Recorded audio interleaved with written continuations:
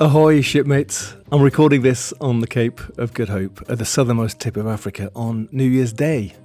Ahead of me across the sea is Antarctica, and to my left, to the east, is the Indian Ocean. To my right, to the west, is the Atlantic Ocean. And these are the waters where, in myth, the captain of the Flying Dutchman made an infamous vow that was to doom his crew to forever sail the seven seas.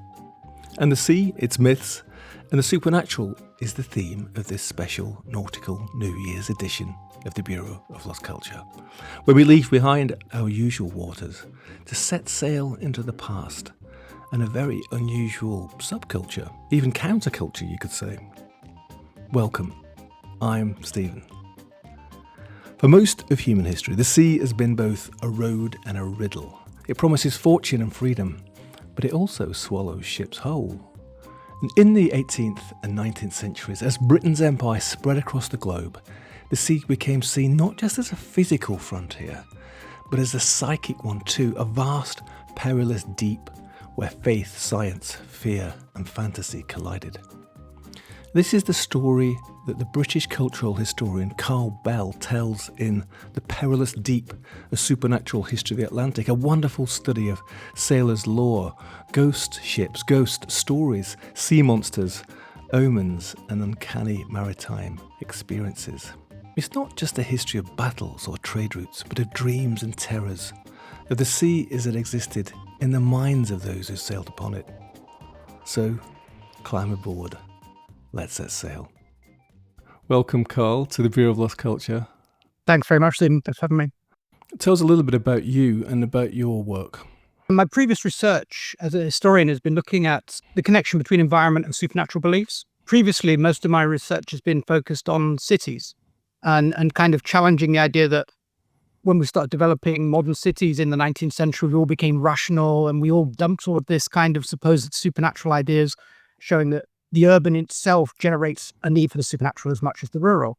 And so that's kind of where I've been working. And then increasing, because I'm based in Portsmouth, I've sort of tilted towards the sea and the ports and that type of stuff. For any listeners who don't know, Portsmouth is a maritime city on the south coast, and certainly in previous times a very, very important port, you know, when the British ruled the waves, right? Yeah, it's still a naval base. They don't kind of have the dockyard working, it's kind of become a heritage centre now rather than a functioning place to repair the naval ships.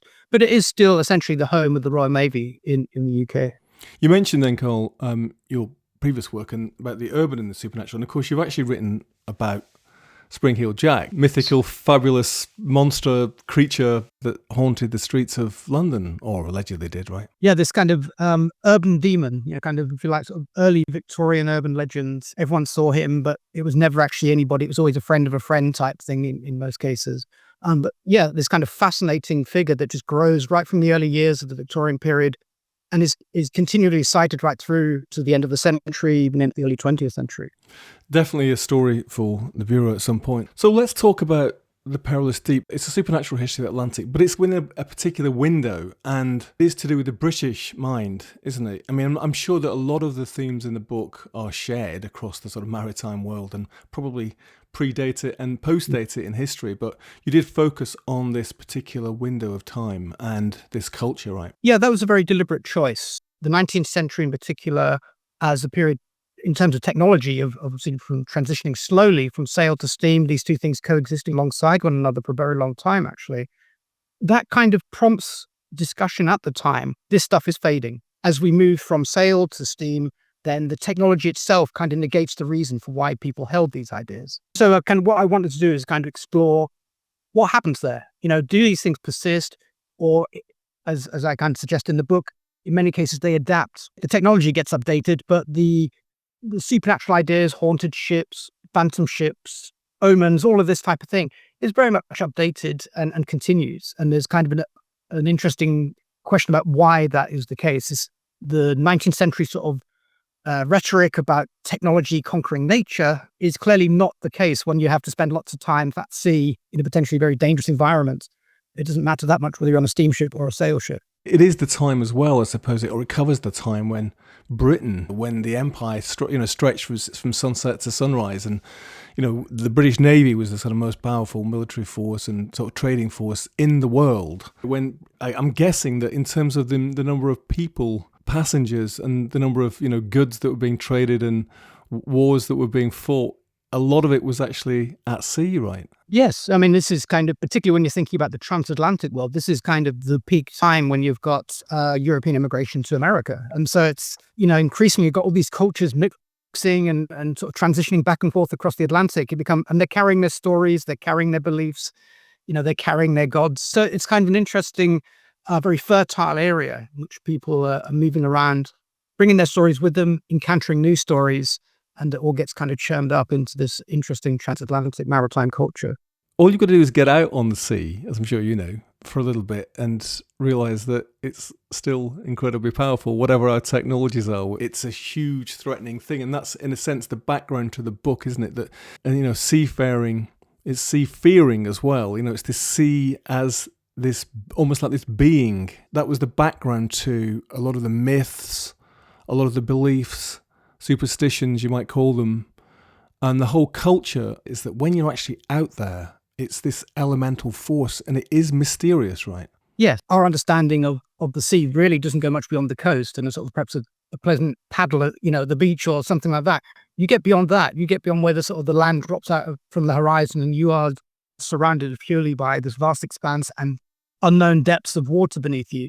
It encourages the imagination. It enforces the sense of your own smallness in the world, your insignificance. And that kind of projection onto that space as something that is far larger than human, sort of non-human entity or sentient, that type of thing. It's how you end up creating maritime gods, I guess. There must be some reasons for why storms happen, why some ships make it, why some get sunk. And that kind of, you then start to sort of anthropomorphize it into gods and goddesses who are angry with you or they're benevolent or whatever it may be. There's that kind of projection going on that you find in ancient cultures, and it does kind of come right through to 17th, 18th, 19th centuries. Yeah, so it needs to be respected, but also there's a possibility that it can be propitiated in some way. Right.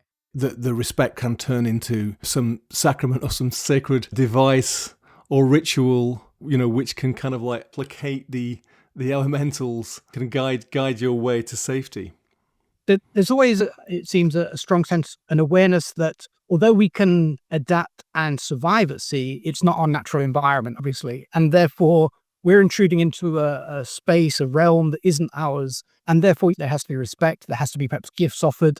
There has to be rituals respected. Trying to navigate, not through maps, but sort of psychologically navigate the confrontation with this huge space. It gives, but equally it can take. And it's kind of walking that knife edge all the time. What was the spark for you that made you want to explore this supernatural history rather than, the more traditional maritime histories, which is battle and trade, basically? I was aware that there was a very rich body of kind of maritime folklore and myth and legend, but I'd never really considered myself like a maritime historian.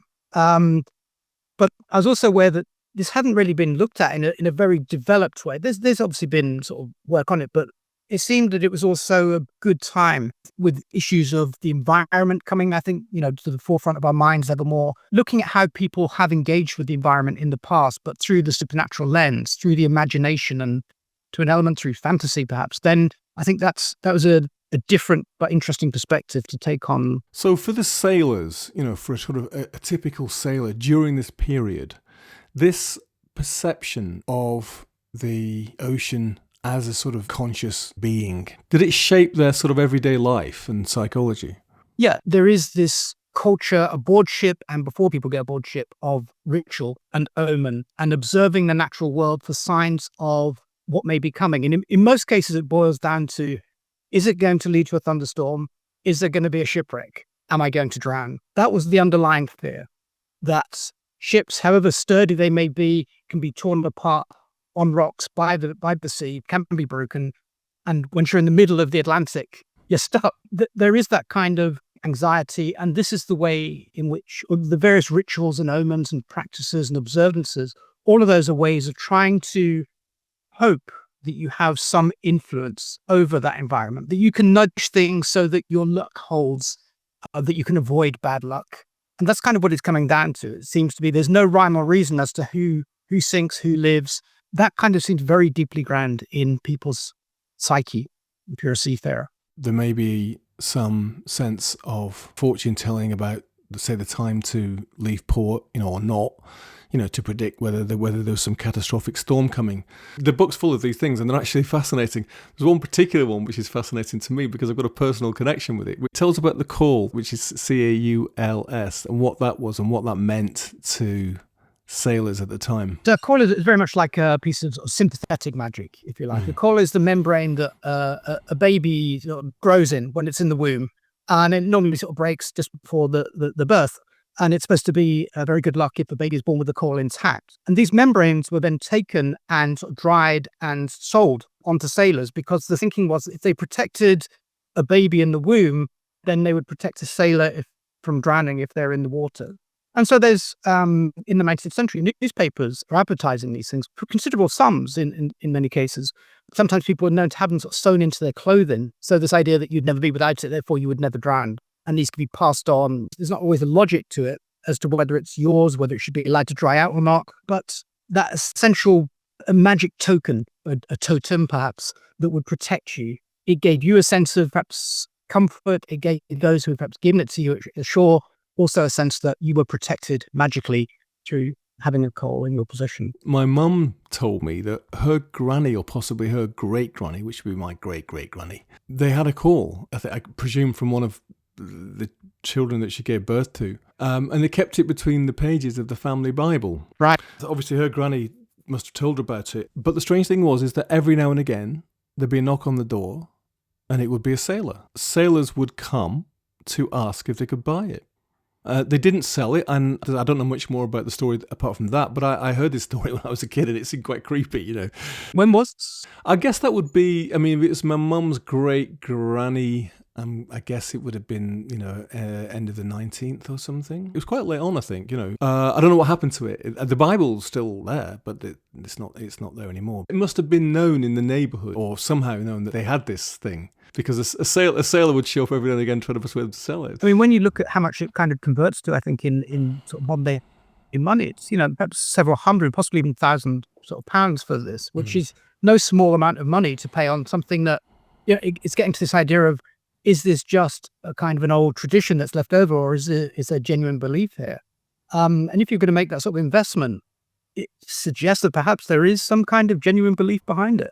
And if you're saying if people kind of keep turning up, it's clearly, it's not just individuals. There's a kind of a sense of lots of people knowing about this. So interestingly, there's an article in the Folklore Journal from during the First World War where they'd noted that the price of coals had been going down, suggesting that belief had been dying out.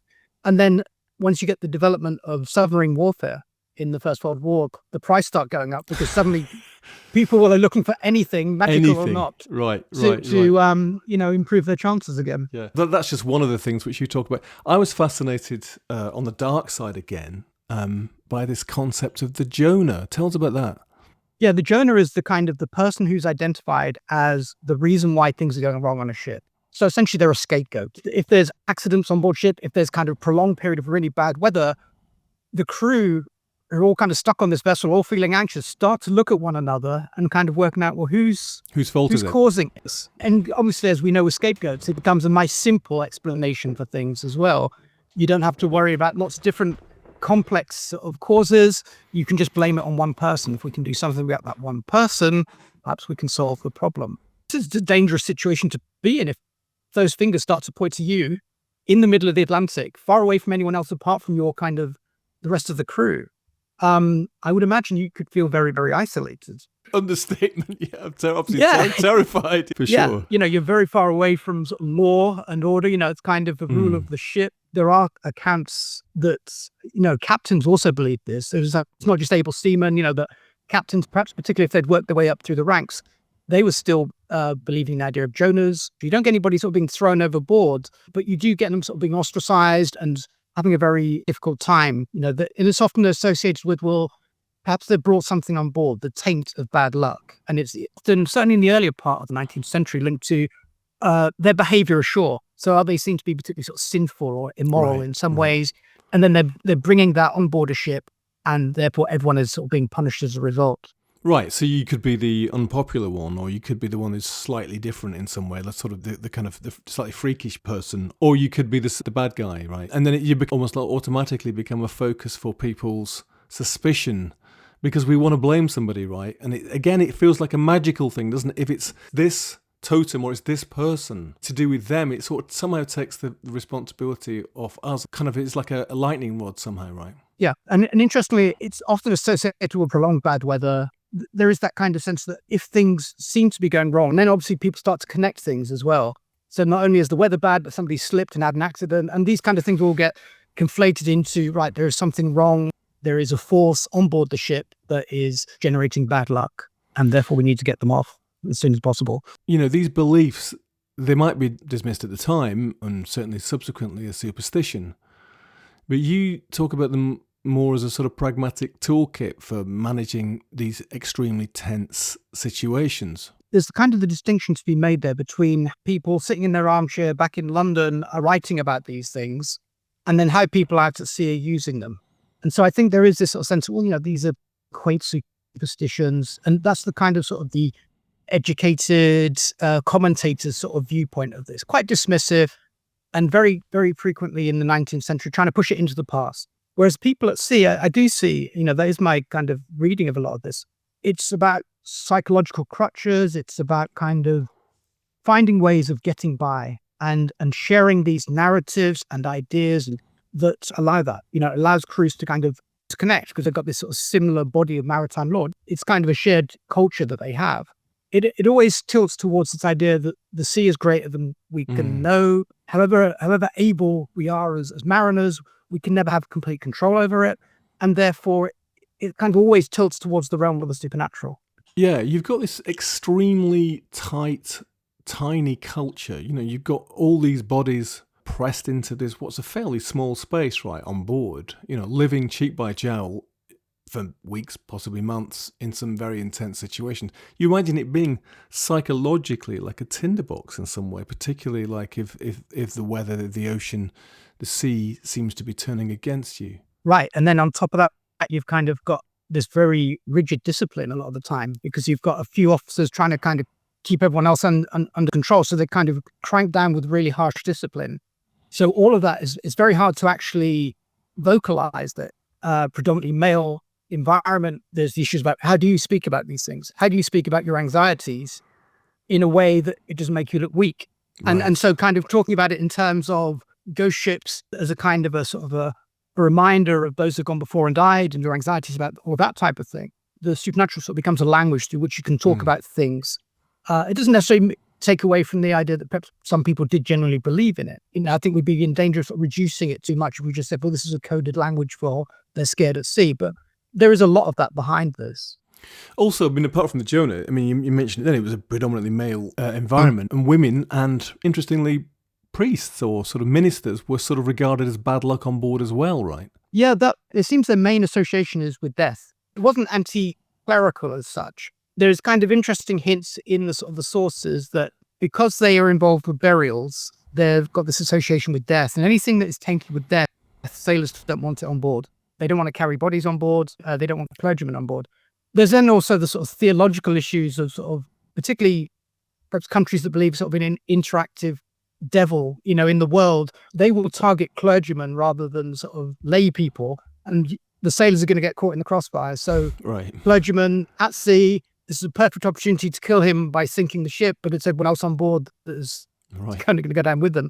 Added to that, there sort of seems to be the association in some sort of hyper-masculine sailor sort of view that clergymen are also quite effeminate. And so they're different and they stand out from those around them. And so that's a whole combination of things do seem to make them very prejudiced against having clergymen on board ships. And women too.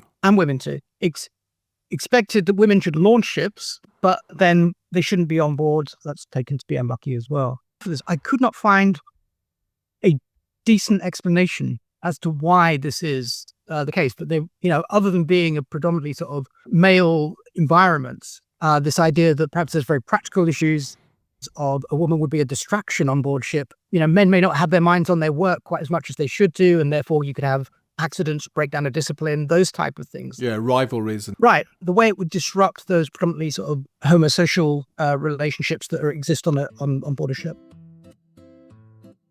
As Karl says, women were not welcome on ships. Yet here is a sidebar about some who've managed to sneak aboard.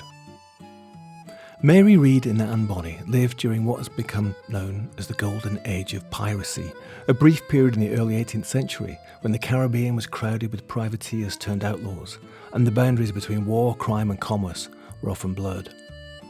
Mary Read was born in England around 1685. As a child, she was dressed as a boy by her mother in order to secure a small inheritance. The disguise remained useful. Mary served as a footman, then as a soldier in the British Army, fighting in Flanders during the War of the Spanish Succession. Only later, after falling in love with a fellow soldier, did she reveal her sex. After his death, she returned to wearing men's clothes and went to sea. Anne Bonny was born in Ireland around 1697 and raised partly in South Carolina. Accounts describe her as intelligent, quick-tempered, and unwilling to submit to authority. She married a sailor and small-time pirate, James Bonny, but soon left him, drawn to the pirate community of Nassau in the Bahamas. Mary and Anne met aboard the pirate ship Revenge, commanded by John Calico Jack Rackham. Both initially concealed their identities, and both were accepted as full members of the crew. When the ship took prizes, they fought alongside the men, armed with pistols and cutlasses. Witnesses later testified that they were often amongst the most aggressive in battle. But in October 1720, the Revenge was surprised and captured by a British naval vessel off the coast of Jamaica. Most of the crew were found drunk below deck. Mary Read and Anne Bonny were on deck, resisting capture. At their trial in Spanish Town, Jamaica, both women were convicted of piracy and sentenced to death. But execution was delayed when each claimed to be pregnant, a legal protection known as pleading the belly. Mary Read died in prison the following year, probably from fever. Anne Bonny disappears from historical record. Some reports suggest she was released or ransomed, others that she returned quietly to a private life. Not all of the women who disguised themselves as men to get aboard did so with such villainous purpose. Margaret Thompson left her uncle's home and joined the Navy under the alias George Thompson. When she was busted, she explained that she went through such measures to find her sweetheart who had left her. Anne McLean, who was born to poor parents, found it hard to obtain a livelihood when they passed away. Anne had a masculine demeanour, described as being stout and hardy, so she thought she might pass for a boy, and after signing on as a sailor, she did so, although her disguise was ended when an onlooker realised that she was a woman. Lucy Brewer left home to save her parents from shame when she realised she was pregnant and disguised herself as a boy aboard ship. It's thought that the ballad The Handsome Cabin Boy may have been based on her story. It's of a pretty female, as you may understand, her mind being bent on rambling and to some far-off land. She dressed herself in man's attire, or so it does appear, and she hired with a sea captain to serve him for a year. And the captain's wife, being on board, she seemed in great joy to think her husband had engaged such a handsome cabin boy. And now and then she'd slip him a kiss, and she would have liked a toy. But it was the captain found out the secret of this handsome cabin boy. Her cheeks, they were like roses red, and her hair lay in a curl. The sailors often smiled and said she looked just like a girl. But eating of the captain's biscuits, her colour did destroy, and the waist did swell of pretty Nell, this handsome cabin boy. It was in the Bay of Biscayne that our gallant ship did plough. That night amongst the sailors was a fearful flurry and row.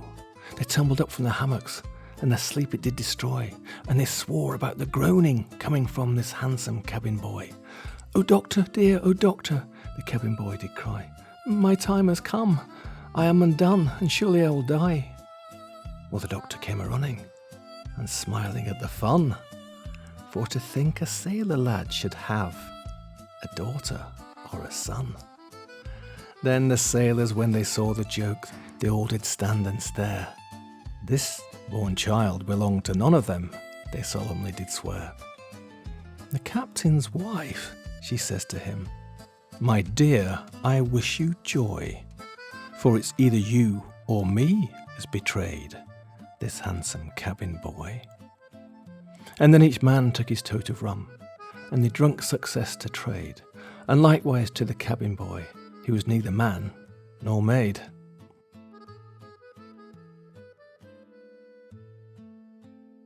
When we're there when the ship leaves, ships were often referred to as she, Yes. and in fact, the sea is referred to often as Yes. she. Why was that? I mean, obviously, that was also perhaps compounded by having a figurehead that was also, it sort of personifies the ship as well when you have those, because they're often female, they're often mer creatures and sort of blending of the human and the fish type thing. Again, this may be a certain amount of kind of sort of 19th century and perhaps earlier attitudes to kind of gender qualities, if you like. The idea of the masculine as rational and ordered, and the idea of the sea kind of reflecting that idea of sort of volatility and emotion, and which is associated in their mind with the female. It reflects some of the quality as they see it or as they project it of women. And of course, the kind of creatures of the deep, probably the most famous one is the mermaid, right? You got the siren, you got the mermaid, you got the selkie, all female figures of some sort. And you talk about the mermaid, embodying the ocean's sort of dual nature. It's both alluring and super dangerous. And the mermaid's a fascinating creature, isn't it? Because, it comes into science as well later on, doesn't it? How did that evolve, and how did the mermaids sort of, reflect their anxieties in this strange, terrifying world? I mean, the mermaid has got very sort of murky, complicated sort of lineage. There's not a neat tracing it back, but it kind of, you've got it there in ancient cultures. You've got it there in sort of the Syrian fertility god, who is kind of often held up as one of these first figures of human-fish combination. You've got the sirens, though actually the sirens do not start as kind of mer women. They're often the bird women in mythology. The song, the alluring song, that kind of gets appropriated into the mermaid myth, one of their sort of supernatural powers, if you like. You've got the Nereids, who kind of the female attendants to Poseidon. So you have got these kind of figures who are associated in mythology with the sea, but then they kind of gradually diminish from demigods and goddesses down to these marine beings, and they sort of the fantasies about these entire mer societies. There are mermen, but they're rarer. They're supposed to be very ugly. So the counter to the very beautiful mermaid.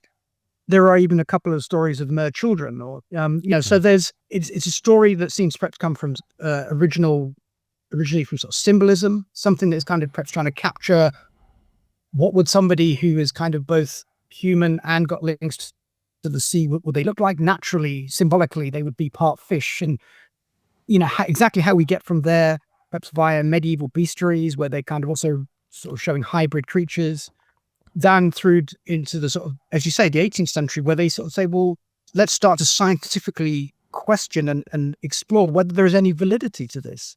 How can you have something that is so like us and yet absolutely so different at the same time? And, you have cabinets of curiosities where this is supposedly a part of a mermaid or something like that. So even when you've got tangible evidence, there's kind of questionable as to, well, I've got this thing in my cabinet, but is it actually a mermaid or something or not? It's interesting that it does sort of shift into these evolving from particularly 18th, 19th century scientific categories. And people kind of say, well, let's not be too hasty. Science should be able to roam anywhere. We should be able to question the most fantastical things in mythology and legend. Let's see if there is any basis for that in reality. And let's face it, I mean, there's extraordinary things in the ocean, so why not? Yeah, the thing that you can always get away with the ocean is however much you think it's so big and so deep and so unknown that there could always be things that we haven't seen before. And so it can always be added onto the end of your list of known things.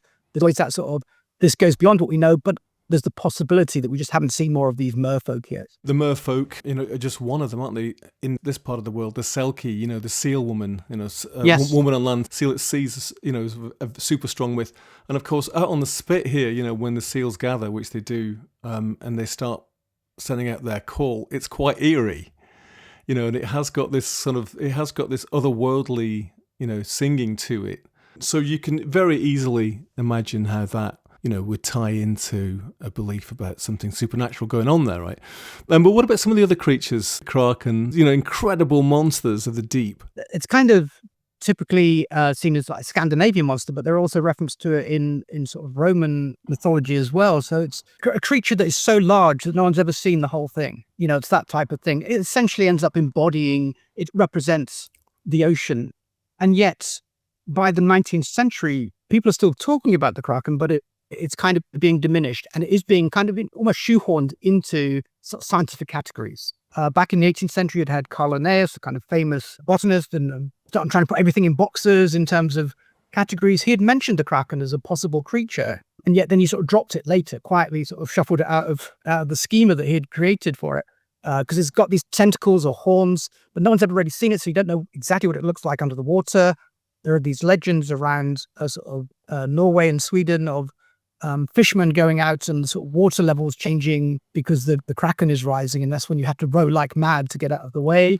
So there's those kind of legends, but they are becoming diminished, and ultimately the kraken itself seems to get sort of levered into the category of it was a giant squid, which itself had been a sort of semi-mythical being up until then. But it's in the 19th century where they start to really come up with proof that it does exist. And then it becomes a case of mistaken identity. But the idea is there's monsters out there. The ocean itself is monstrous. Terrifying things must have happened. I mean, obviously sailors would know what a storm is and they would recognize that. But there would be something terrifying, almost as though you're being attacked as well, right? And in some way, to sort of embody that, to give it a physical form, is kind of quite understandable, really. Yeah, and particularly the sort of the mention of tentacles is that kind of the alien otherness of the sea. It's not hands, it's not arms, it's tentacles, which are themselves both sort of weird and revolting and kind of also symbolic of the sea monster, if you like. And particularly, I think, because squid and octopus have this idea of sort of intelligence as well. There's a sort of a calculated menace possibly behind this. It's hunting you, which is obviously also quite a reversal of fortunes if you're used to being a fisherman going out to hunt fish. The kraken's coming for you. And it is a reminder of how small and sort of pitiful you are in their environment. Right. And I mean, some of them would have actually also had experience of seeing, huge whales as well. So the idea of an absolutely vast creature, out there, and of course the whales themselves could be very dangerous too, couldn't they, to a sailor? Yeah. So that's completely understandable.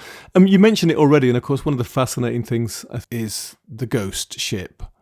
We know about the Flying Dutchman. There's something about that legend, isn't there, that's sort of particularly spooky. And of course, through recent films and stuff has become sort of embedded in our cultural consciousness. Tell us about that and the notion of the ghost ship. Yeah, I mean, there's kind of, I think, two sort of different things there. The ghost ship is clearly always a reminder of the past and those who've gone before you. The fact that, if you think about it in a very kind of cold, calculating, detached way, every time seafarers went to sea, they were crossing over the graves of those who had died before them. Right. They're still in the ocean somewhere, as are the wrecked ships beneath them. When somebody died at sea on board for whatever reason, they were always thrown over the side or buried at sea. They weren't kept on the ship until they got back home, right?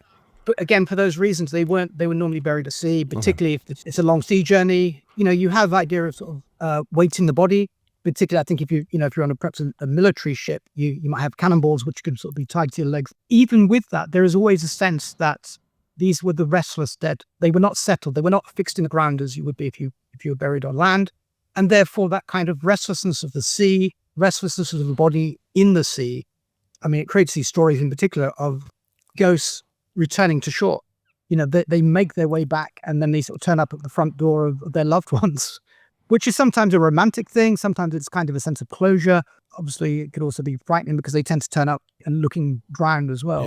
Yeah. So there's that kind of thing, but a sense of connection. It worked the other way as well. When a loved one would die on land, sailors claimed they had perhaps sometimes seen them on board ship.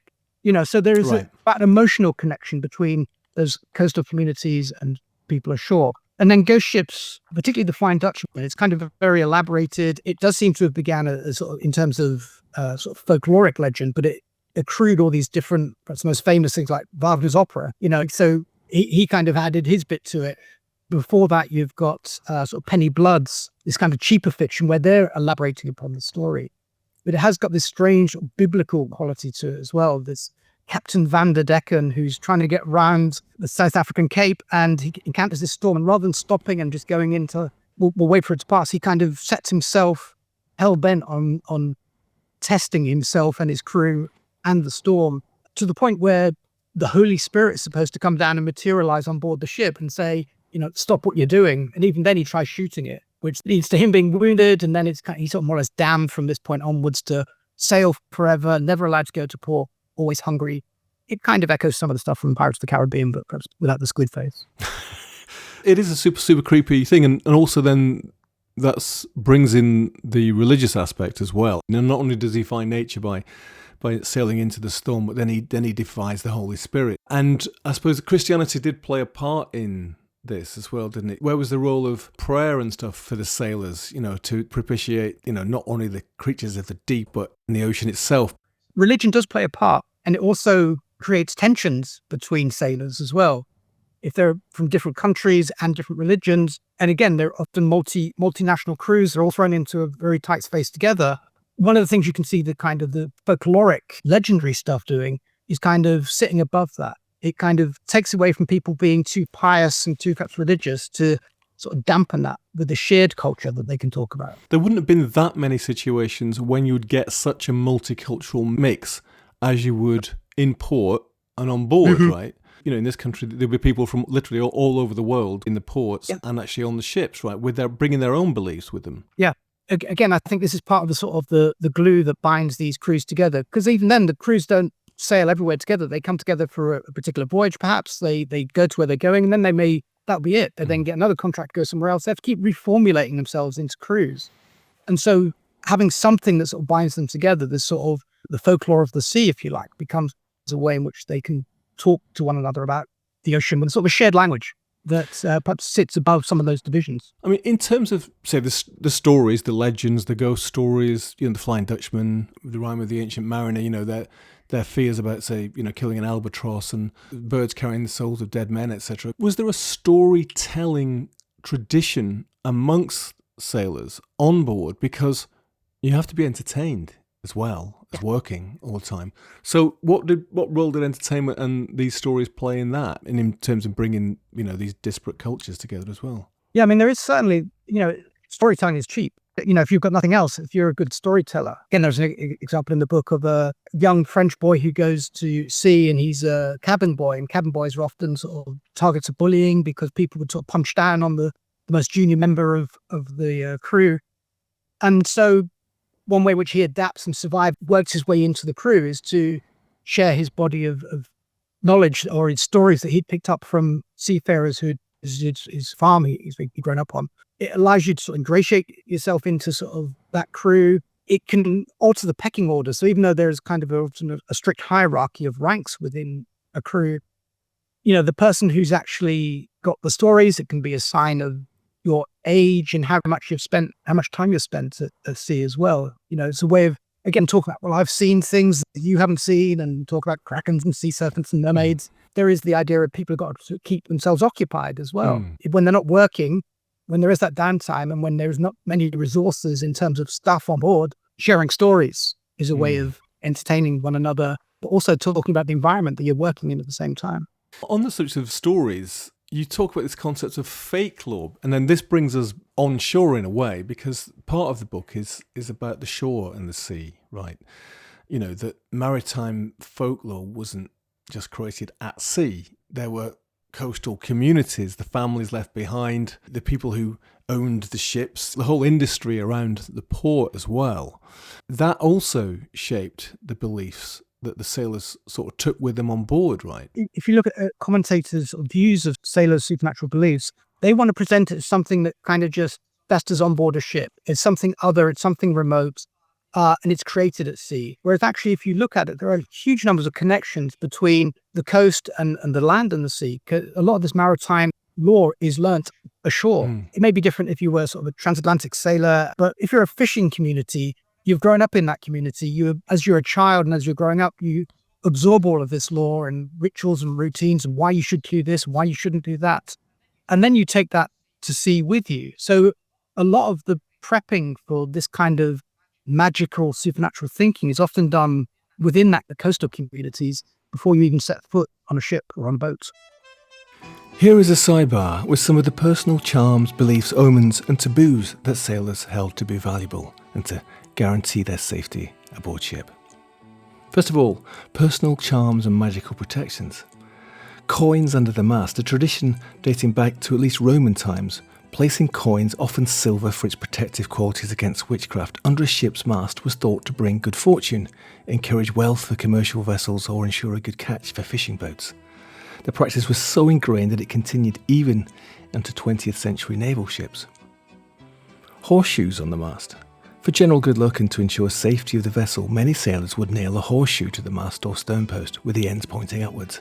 And this practice gained immense popularity after Lord Nelson reportedly had one fixed to the mast of HMS Victory. Objects from the sea.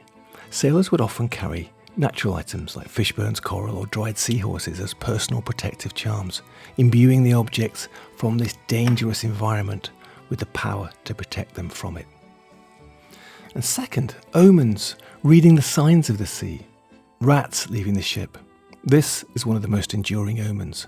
While it had a pragmatic basis, rats would free a ship that was taken on water and therefore was likely to drown, it was universally seen as a powerful portent of doom. Birds as souls and portents. Seabirds were rich with supernatural meaning. Gulls or albatrosses were often believed to contain the souls of drowned sailors. Killing one, as famously depicted in the rhyme of the Ancient Mariner, was thought to bring terrible misfortune and condemn the ship. Stormy petrels, also known as Mother Carey's chickens, were seen as harbingers of dreadful storms. Sharks and porpoises. Porpoises were considered lucky and a sign of good weather, and harming one was forbidden. In contrast, sharks were omens of death. They were believed to have a supernatural sense, following ships that carried a dying person or were soon to suffer a fatal accident, that they might feast on the corpse.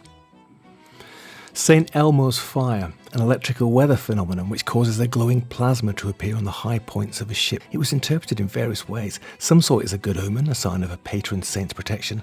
Others believed the lights were the souls of the drowned trying to return to their ship, and if the lights descended the mast, it foretold a terrible storm.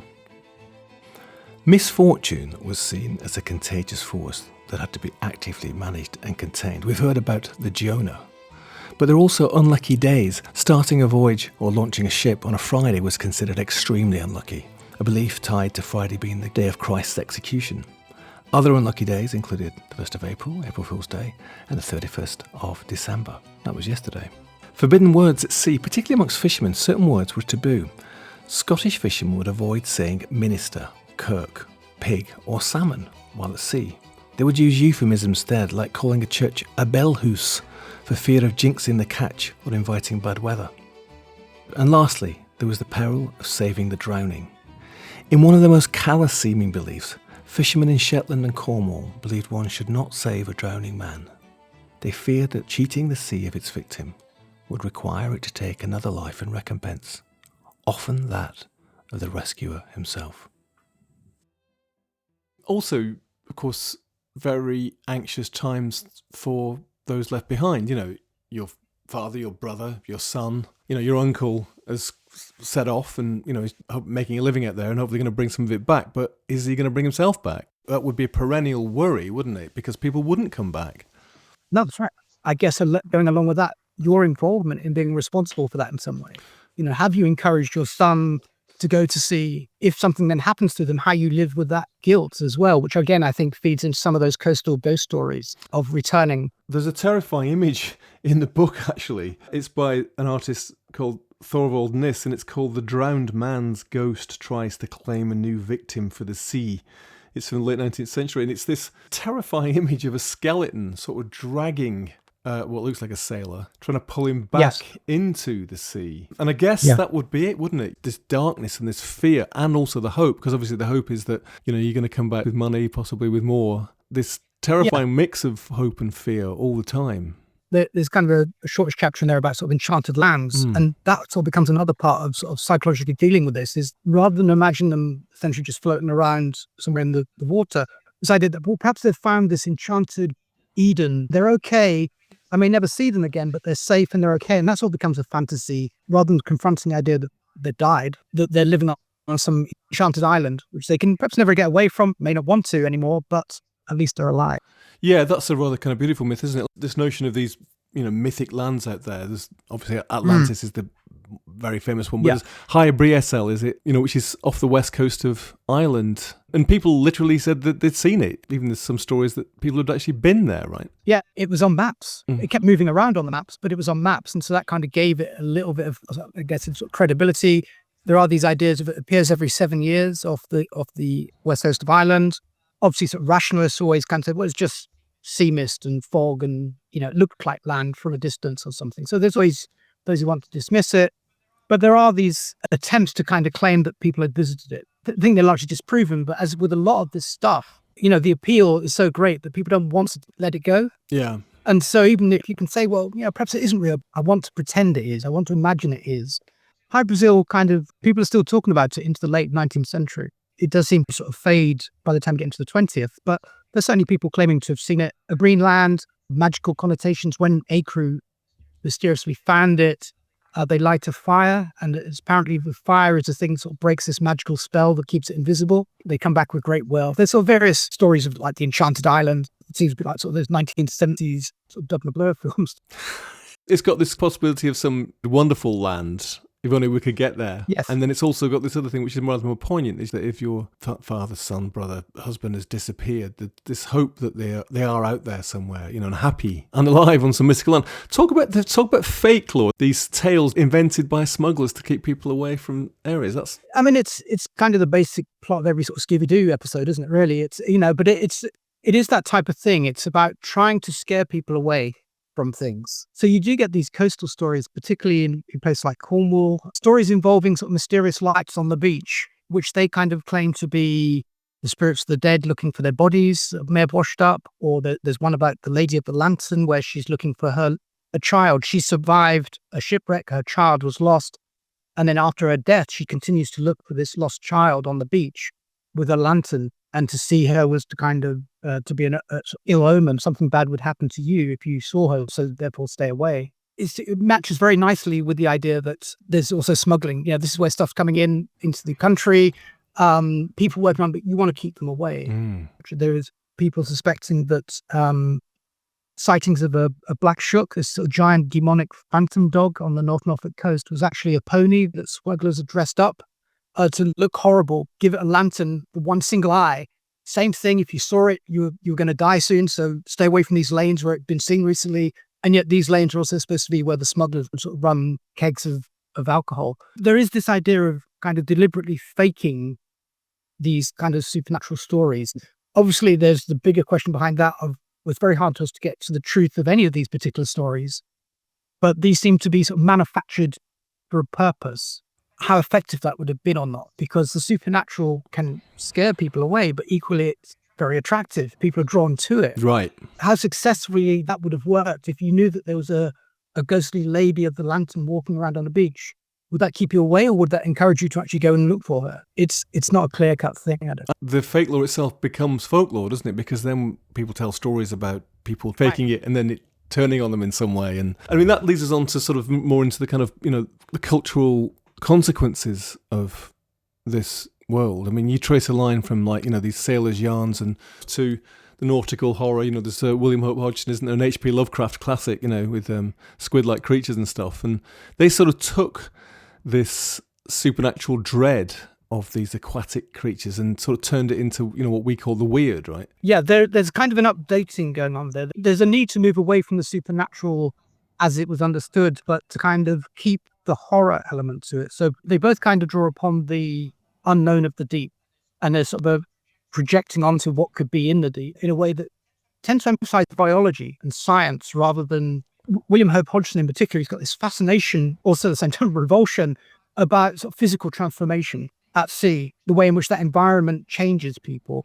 or changes ships. He talks, there's one about the stone ship where it's kind of a calcified ship that comes up to the surface briefly. People go and investigate it. Essentially, it's kind of like a haunted house story at sea, but it's kind of all then explained away at the end. So it sets it up as a sort of a supernatural thing, then sort of deflates it in a way with a sort of the rational explanation. But his kind of stuff about sort of fungal horrors, people are being transported, or humanity has been sort of eroded as they become more and more a fungus or a mold and these type of things, often triggered by something in the environment, the marine environment. There's horrors, but they're no longer supernatural as such. They are weird. And Lovecraft does the same sort of thing. He doesn't really pandered particularly to the supernatural. Cthulhu is essentially a Kraken-type size-type creature, but then also a sort of cosmic being. We just didn't realize what we thought about the world. We didn't know genetic traits, that type of thing. Your true inheritance isn't what we think it is. You're not human. But it's kind of being updated to sort of the more modern, in this case, sort of late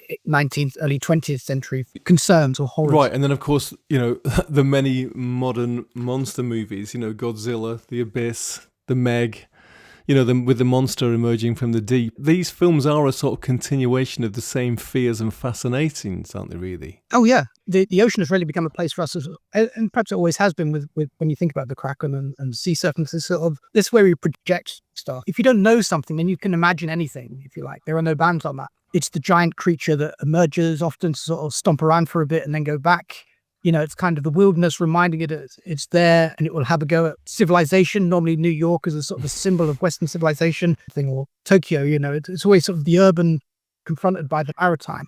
You get that with Cloverfield, sort of recently, I think, which also sort of possibly spacey, but at the same time comes out of the water. There's an interesting element to those, which kind of hints, I think, our changing relationship with the ocean, is that we're often the bad guys in most of those stories. In Godzilla, it's largely, us messing around with atomic powers, which we're perhaps not really aware of the consequences of what we're doing.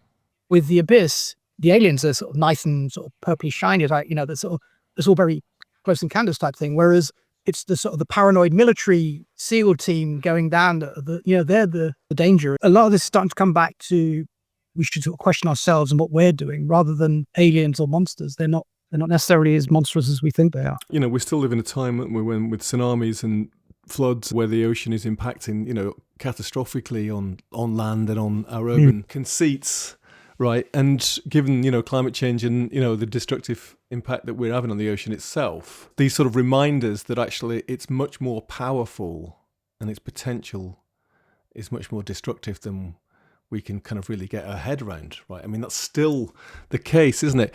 Karl, for you, in terms of this deep dive into this wonderful, rich and sort of freakish at times world of folklore, what was there one particular unsettling story or belief that you encountered that really got to you? I think the most shocking one, it's a Jonah story. It kind of also illustrates that this stuff isn't just tradition or it's kind of fading away. It seems to emphasize genuine belief. And it's a murder case on board a ship in, I think it's November 1866. There's this Swedish carpenter's assistant, he's called Charles Anderson. He becomes obsessed with another member of the crew being the reason why they're suffering these storms. And he comes down from the watch one night and basically takes an axe and chops this bloke the head off almost. He kills him in his bunk. They kind of arrest him. This trial goes to the Old Bailey. And so it's in the newspapers, sort of the London press in particular, in 1867. And he kind of claims that if he hadn't have killed him, they would have gone onto the rocks. The ship would have sunk because he thought he was a Finn. Finns were associated with bad luck and witchcraft in the maritime world. Somebody from Finland? Yes, it is Finland. But in the 19th century, they don't seem to always be talking about the Finnish. I'm not sure if they're sort of referring to other sort of ethnic groups within Finland that are associated with magical beliefs, witchcraft. It goes to the Old Bailey, and what happens? He's found guilty and initially sentenced to death. And then I think they convert his sentence to something like transportation, so he doesn't actually get killed. But just the brutality of it, they sort of said that it nearly took his head off with these axe blows. And just the kind of the sheer, you could blame it on sort of insanity or something, but there's nothing in the backstory to suggest that. He had this reputation for being sort of slightly odd, talking to himself and muttering, but kind of generally harmless. In terms of Jonah's, seeing himself as the hero in that situation, it was very, very grim. And yet it does seem to say something about the power of belief. This isn't just fantasy for some people. This is about survival. Right. The one that stuck out for me, I have to say, was whistling. I've always assumed that, sailors would be going about their business whistling, but in fact, whistling was a carefully controlled act, right? Yeah. Again, this largely goes back to sailors and sail, but it's the idea that it would provoke the wind. Right. Again, so there's sort of sympathetic sort of resonances between what you're doing and what the wind would do. And so if you're whistling, there's this idea that the wind, again, like the ocean being sentient, would see it as a challenge and would kind of pick up. is really sort of looked down upon if you whistled, very much disapproved of. And again, those sort of managing crew members, making sure other people didn't whistle. Apart from when the ship was becalmed, then it might be okay to sort of softly whistle, to sort of gently coax a breeze, right? That's right. And the other thing was scratching the mast, which is a Scottish thing, I believe, which is that by scratching the ship's mast with your fingernails, you could summon up a wind. Yeah, both of these are about trying to sort of calibrate. If you overdo it, you're in trouble, because then you're going to get some sort of huge gale, which is going to be dangerous to the ship. Yeah, certainly becalmed to kind of get things moving again, perhaps acceptable in those situations, because becalming itself created its own worries about moving, particularly if you're a sail ship, and you've only got a finite amount of water on board and so on. Sailors see themselves as kind of so insignificant in the face of this mighty environment. And yet the merest little act of whistling creates a response from it.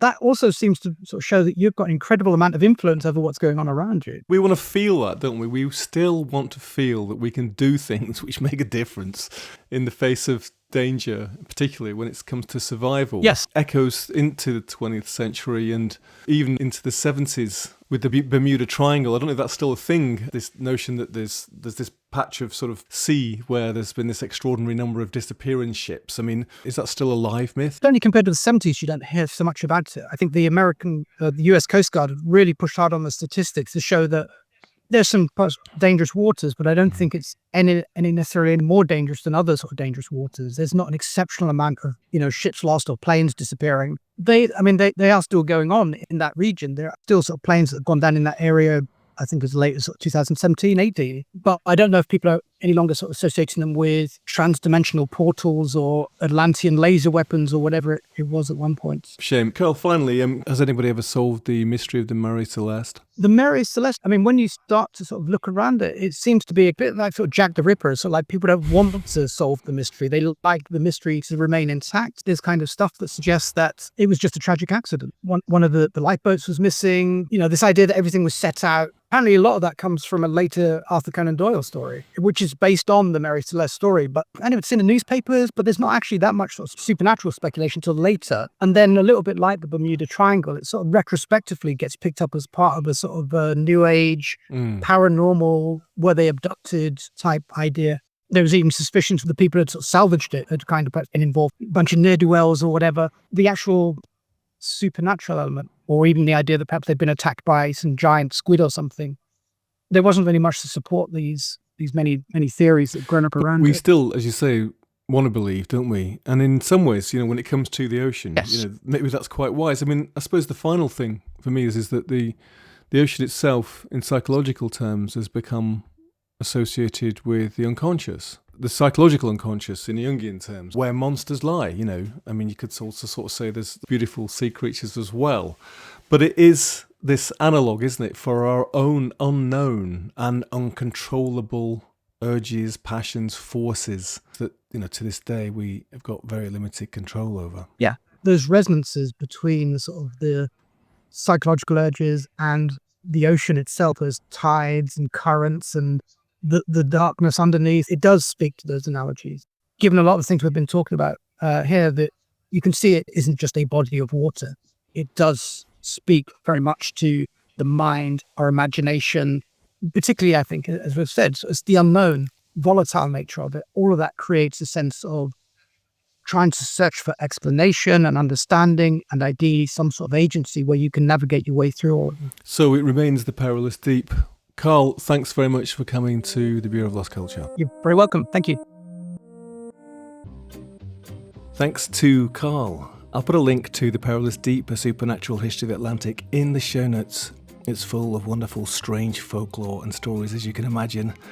It's a book about how people used story, art, faith, and science to make sense of the infinite, and how in doing so they reveal their own depths in a realm where gods, monsters, and men all met.